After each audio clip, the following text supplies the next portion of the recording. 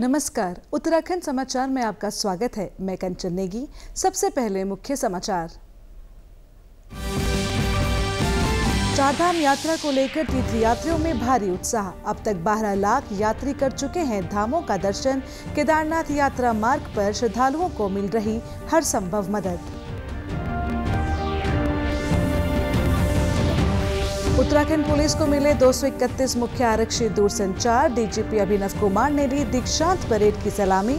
कहा, पुलिस बल को मिलेगी मजबूती।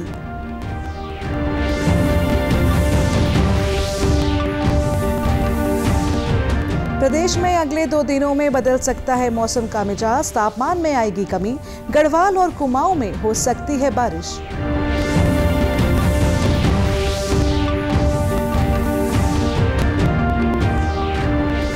और मोबाइल नेटवर्क से जुड़ेगा टिहरी का सीमांत गांव गंगी।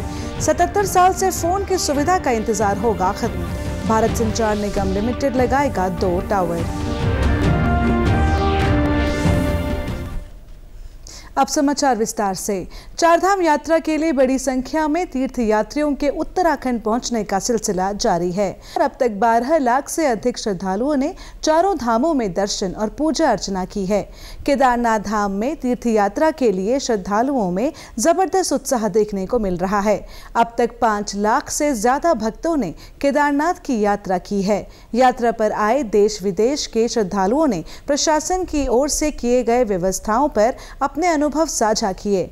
वहीं बद्रीनाथ धाम में दर्शन के लिए पहुंचने वाले श्रद्धालुओं का आंकड़ा भी दिन प्रतिदिन बढ़ रहा है और अब तक 2,77,000 से ज्यादा तीर्थयात्रियों ने भगवान बद्री विशाल की पूजा अर्चना की है।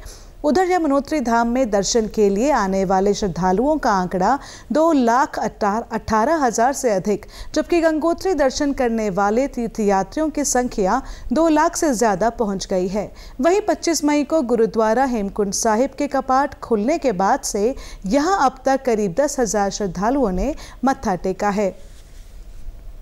रुद्रप्रयाग जिला प्रशासन केदारनाथ धाम में दर्शन करने के लिए पहुंच रहे श्रद्धालुओं को हर संभव मदद उपलब्ध करा रहा है। जिलाधिकारी डॉक्टर सौरभ घेरवार ने सुगम, सुव्यवस्थित एवं सुरक्षित यात्रा संचालन के लिए व्यापक प्रबंध किए हैं। उन्होंने यात्रा संचालन के लिए 41 जिला स्तरीय अधिकारियों को नोडल अधिकारी नामित किया है। इसके अलावा मुख्य विकास अधिकारी को ऑल ओवर नोडल अधिकारी तथा जिला विकास अधिकारी एवं मुख्य कृषि अधिकारी को सहायक नोडल अधिकारी नामित किया है।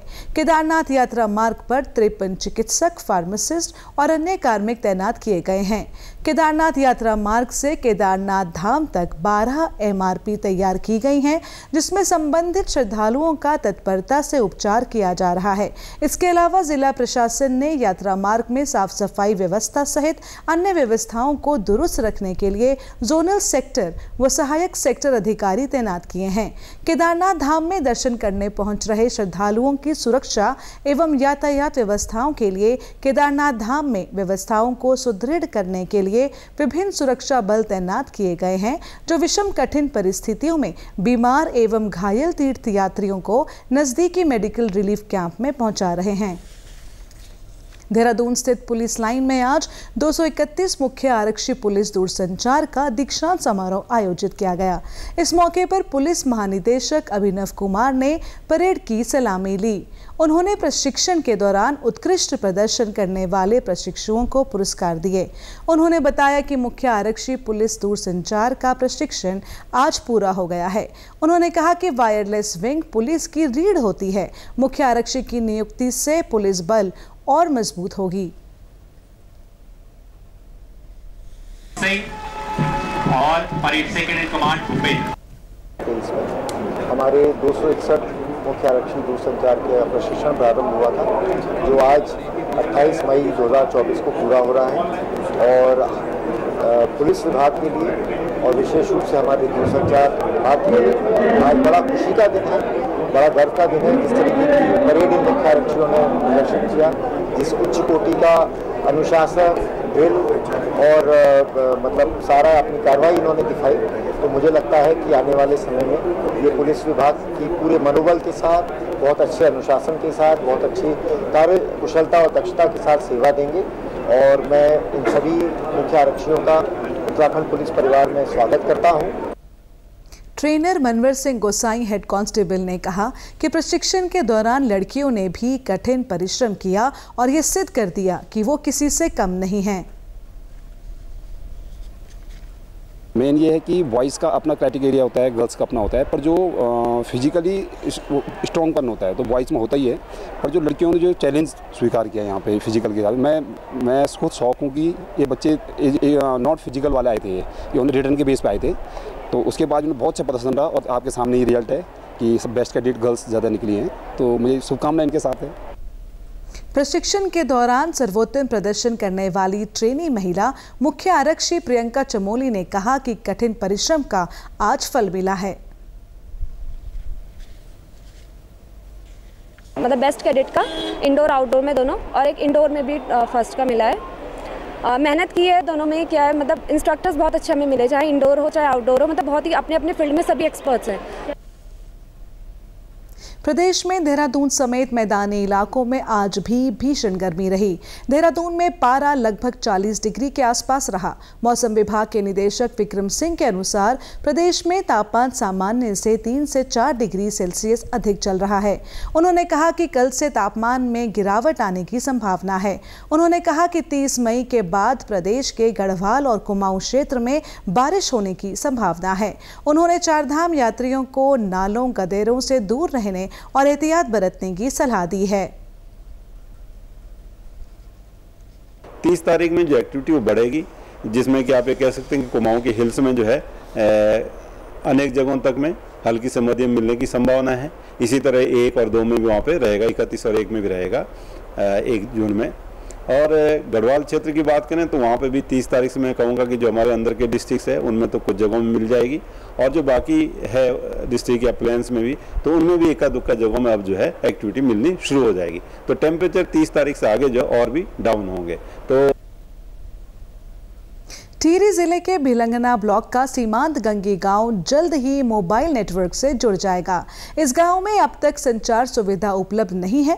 ग्रामीणों को मोबाइल पर बात करने के लिए गांव से लगभग 22 किलोमीटर दूर स्थित गुत्तू गांव आना पड़ता है। भारत संचार निगम लिमिटेड ने गांव के 2 स्थानों को चिन्हित कर जल्द वहां मोबाइल टावर लगाने की तैयारी की है। निगम के महाप्रबंधक राकेश चौधरी ने बताया कि केंद्र सरकार की ओर से स्वीकृत गंगी गांव में टावर लगाने के लिए प्रक्रिया शुरू की गई है। यहाँ एक BSNL का टावर है 4G सैचुरेशन का, और ये हमने ज़मीन चयनित की है, और कुछ ज़मीन चयनित करने में दिक्कत आ रही थी। आज ये फाइनल हो गई है और गांव वालों के साथ भी डिस्कशन हुआ है। ये सरकारी ज़मीन है और इसमें हम टावर लगाएंगे। वन रेंज अधिकारी आशीष नौटियाल ने बताया कि यहां टावर लगने से वन विभाग को भी सूचनाओं के आदान प्रदान में मदद मिलेगी।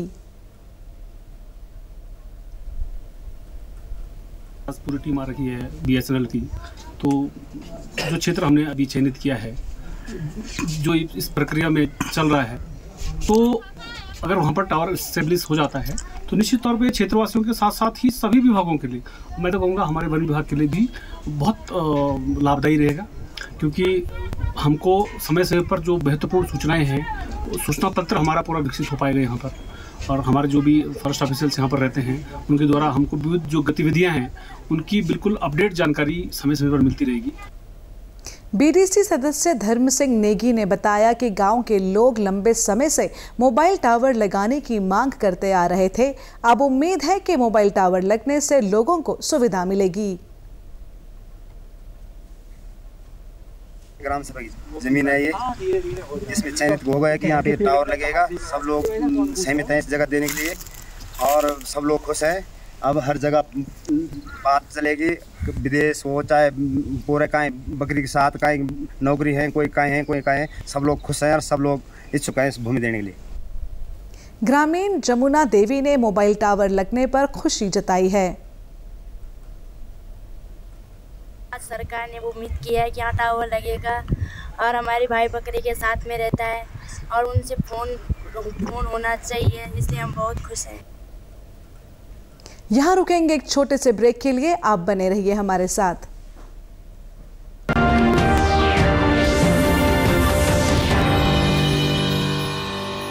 तुझे तगड़ा इंसेंटिव मिला है। क्या प्लान है? सोच रहा हूँ गवर्नमेंट सिक्योरिटीज में इन्वेस्ट करूँ। बिल्कुल सही सोच रहे हैं आप। अब गवर्नमेंट सिक्योरिटीज में इन्वेस्ट करना आसान हो गया है। पर कैसे? आरबीआई रिटेल डायरेक्ट स्कीम में बिना ब्रोकर के आप इन्वेस्ट कर सकते हैं और आपको आपकी पूंजी पर मिलेंगे रिटर्न्स। आरबीआई पोर्टल पर जाइए, मुफ्त में अकाउंट खोलिए और अपने बैंक खाते से सीधे पैसे इन्वेस्ट कीजिए। सुरक्षित, आसान। रिटायरमेंट के बाद मैं भी यही इन्वेस्ट करूँ। बहुत सही कह रहे हैं आप। आरबीआई कहता है जानकार बनिए, सतर्क रहिए।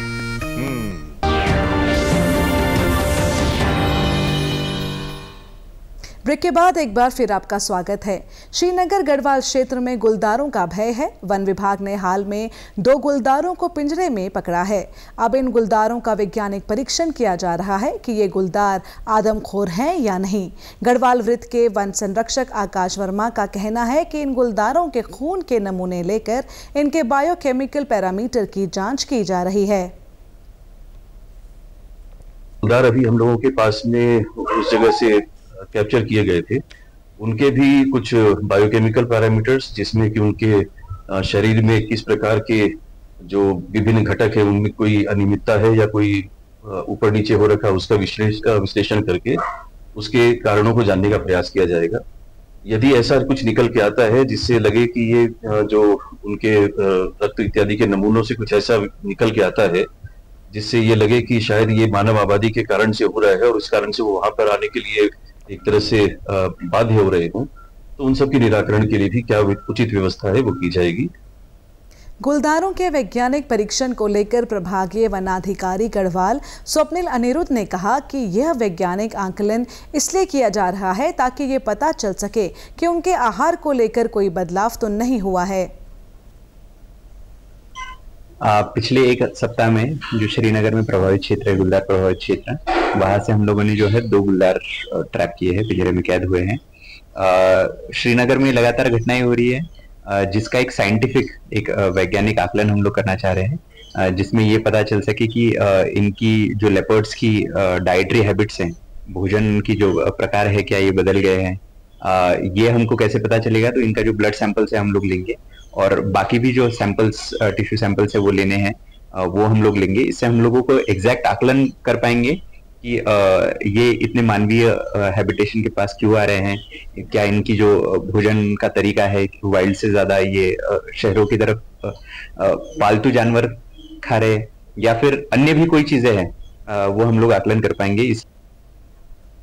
प्रदेश में इस बार रिकॉर्ड गर्मी पड़ रही है। देहरादून भी इस बार तापमान 40 डिग्री सेल्सियस के आसपास चल रहा है। गर्मी के कारण अस्पतालों में उल्टी, दस्त और बुखार के मरीजों में इजाफा हुआ है।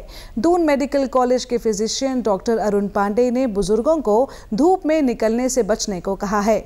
उन्होंने बताया कि अगर उल्टी दस्त हो जाए तो इसकी प्रारंभिक रोकथाम के लिए ORS के घोल को 1 लीटर साफ पानी में घोलकर रख लें और थोड़ा थोड़ा करके पीते रहें। देखिए, ऐसे टाइम में ये सलाह दूंगा मैं पेशेंट्स को कि जो पहले से किसी बीमारी से ग्रस्त हैं, हाइपरटेंशन, शुगर, ये सब, या ओल्ड एज वाले हैं, वो थोड़ा एहतियात बरतें। ज़रूरत ना पड़े तो गर्मी में ना जाएं, ज़रूरत ना पड़े तो बाहर पानी ना पिएं, घर से पानी ले जाएं, उपयुक्त मात्रा में पानी का सेवन करें। दस्त और उल्टी हो जाने की स्थिति में सबसे पहले कोशिश ये करनी चाहिए कि आप पानी का सेवन या ORS का सेवन उचित मात्रा में करते रहें। थोड़ा थोड़ा करके, जैसे जितनी बार उल्टी हुई या जितनी बार दस्त हो रहे हैं, थोड़ी थोड़ी मात्रा में ORS लेते रहें। ORS के जो पैकेट हैं वो आसानी से सारे सरकारी अस्पतालों में उपलब्ध हैं। 1 लीटर साफ़ पानी में उसे बना के मिक्स करके थोड़ा थोड़ा पीते रहें ताकि हाइड्रेशन मेंटेन रहे, BP ठीक रहे। अल्मोड़ा जिले के सल्ट इलाके में आज सुबह एक कार गहरी खाई में गिरने से एक ही परिवार के 3 सदस्यों की मौत हो गई, जबकि एक घायल हो गया।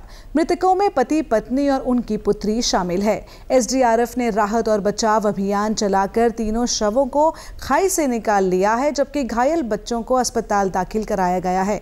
पुलिस के मुताबिक कार सवार लोग रुड़की से देघाट जा रहे थे कि चचरोटी के निकट कार अनियंत्रित होकर 300 मीटर गहरी खाई में गिर गई।